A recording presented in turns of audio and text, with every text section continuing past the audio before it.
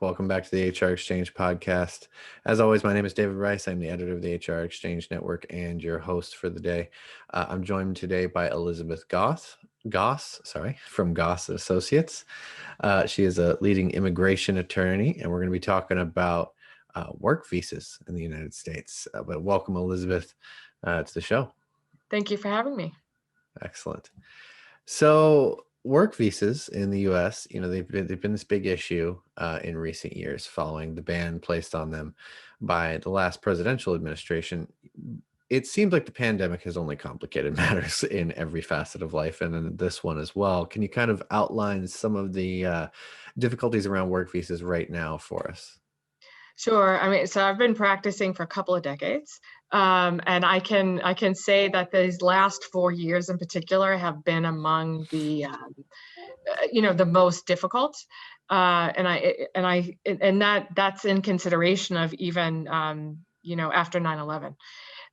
In at least in this field, and what we have seen is a slow decay of, in my opinion, the executive branch. So the folks that are working the visa lines, there's been a lot of issues internally with delays and things like that. And then of course the executive orders that stopped certain people from being able to get visas overseas to enter the United States, and then with the add-on of the pandemic basically shutting down international travel for the last year. What we have now is an increased backlog that is really pushing an already taxed system to its limit.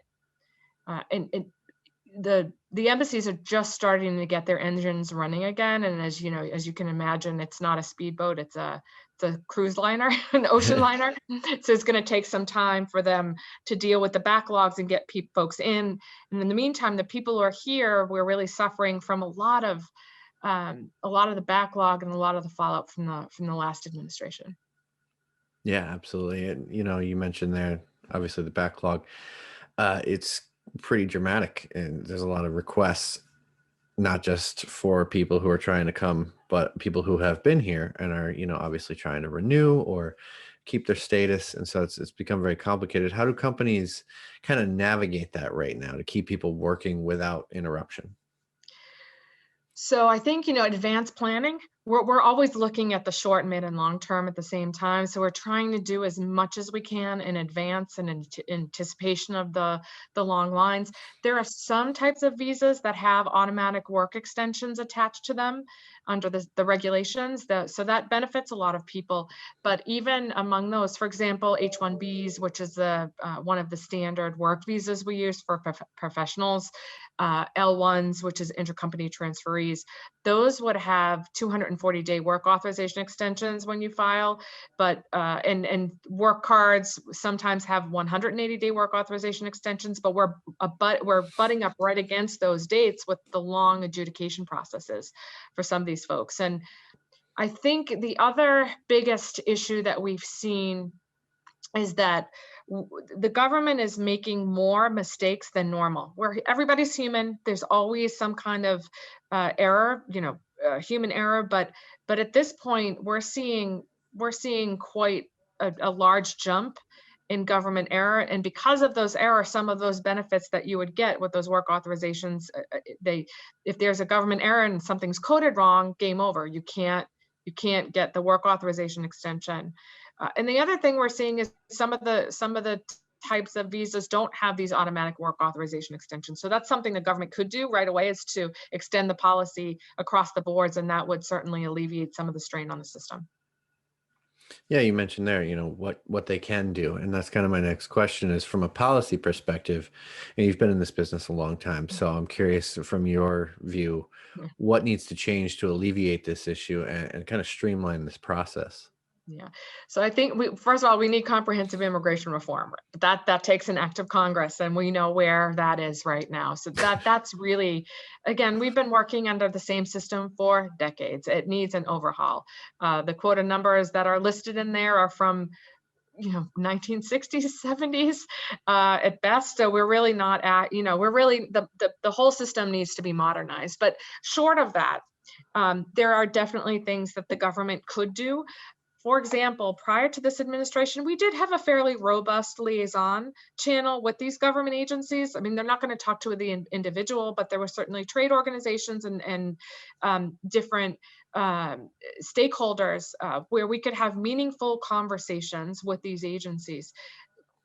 And the relationship was always professional and respectful prior to this administration. I mean, we didn't always agree on things, but certainly there was a way to identify trend lines and fix and tinker with the system.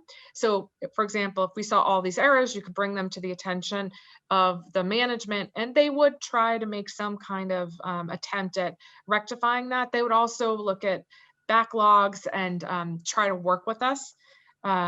To ensure that cases were adjudicated, so we were trend spotting for them, and they most of the time, if they agreed with us, would try to fix those things. And those are certainly tools in the toolbox available today. One other thing is they do have an ombuds office at U.S. Citizenship and Immigration Service. Unfortunately, that office, try as they might, doesn't have a lot of teeth. So they exist, but they don't have, they don't have a lot of tools in their toolbox to be able to affect change. They can certainly work and be another advocate for liaison and try to get things done, but it's not necessarily a perfect system. The politics have kind of changed. We have a new president, obviously. So some of this may be changing. I'm kind of curious, around this issue of work visas under this new administration. Do things look different than they did under the previous one going forward? Well, certainly, because this president right away came out with his executive orders and reinstated our national belief that immigrants contribute to, every facet of our society. So, that was a big change, a big shift back to where we were before. Um, I don't know this directly, but my sense is that, there's a lot of things happening, and of course, um, the humanitarian issues at the border take precedence. They also get a lot of press. Um, the work that I do isn't necessarily as, flashy or maybe interesting. It's more nerdy, wonky policy information, policy work. So I think sometimes doesn't get the attention that I think it deserves. Um, but we see very positive signs out of this administration, but they have their hands full, and I do believe that I don't know if they have a full accounting or a full assessment yet of exactly what was broken or what was pushed to its limit in the past administration, and then moving forward to fix these things. It's not a quick fix. So I think a lot of folks were frustrated initially in the first quarter of the year.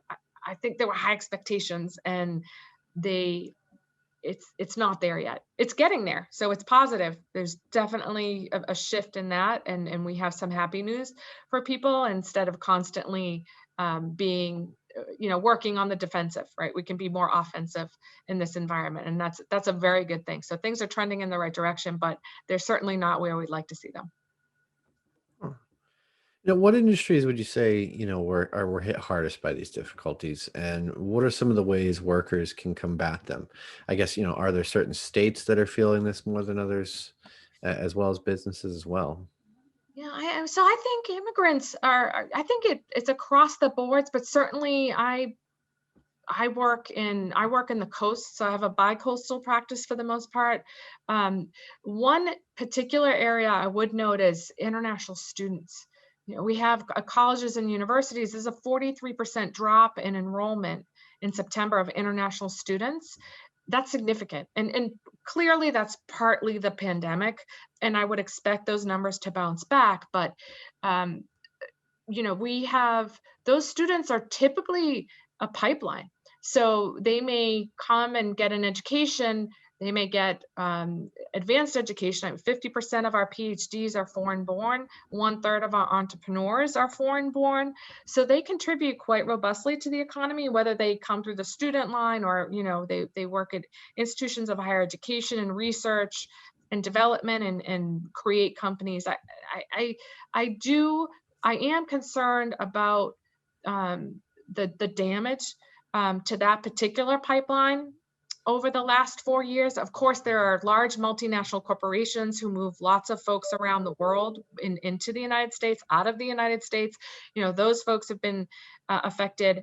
I have seen personally my clients, and I don't represent huge multinational corporations, like an Amazon or something like that. But I do represent some large corporations, multinational corporations, and I've seen them make decisions, maybe sending people abroad or developing, rather than opening up an office here in the United States because things have gotten so difficult, they might consider something else. And so they're opening an office and sending maybe their tech staff to another country, and we lose because we lose that business, we lose because we lose those minds, and we lose because we lose those people, the people who would be contributing to our communities locally. So I do see that as a problem. um, I am pretty confident that those folks will come back once they are confident in America again. Yeah, it could be a minute. But, Yeah. but no, I think you're right. It's a loss in terms of, not just the economy, but just our organization building our talent pools to meet the skills gaps that our companies have. It's a real challenge, and why limit yourself at a time where you're experiencing that? It never made any sense. Um, so in industries where remote work is possible, I guess I would build on my last question. Has that made it easier for some companies to continue expanding their workforce and find the talent they need without having to deal with the visa issue? And as a Yeah, result, sorry, go ahead. yeah, I'm Uh, laughing because I think my clients would prefer not to pay me and have that actually be a solution. But yeah, I think it's a mix. I think, as with all of us in the pandemic, we have discovered that there is some flexibility in the way we work, how we work, where we work. But at the end of the day, especially in especially in research, biotech, that kind of thing, you there's some things that just don't translate, and then you have to deal with cross national time zones.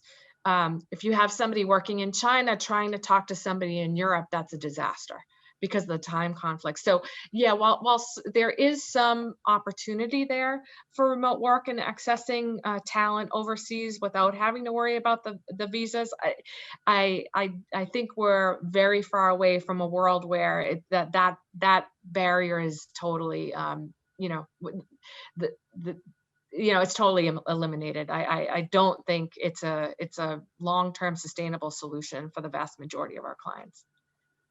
yeah, and my next part of that was if that was the case, I think it would be difficult for us to kind of rebuild the what we were talking about before, what those people contributing to our communities, and kind of getting back on track in terms of having our talent pipelines around locally. So that would be a major challenge. So in some ways, maybe it's a blessing that remote work isn't there yet. All right. Well, that is all the questions I had for you today. I want to thank you for joining me, Elizabeth. Yeah, thanks for having me. All It was right. fun.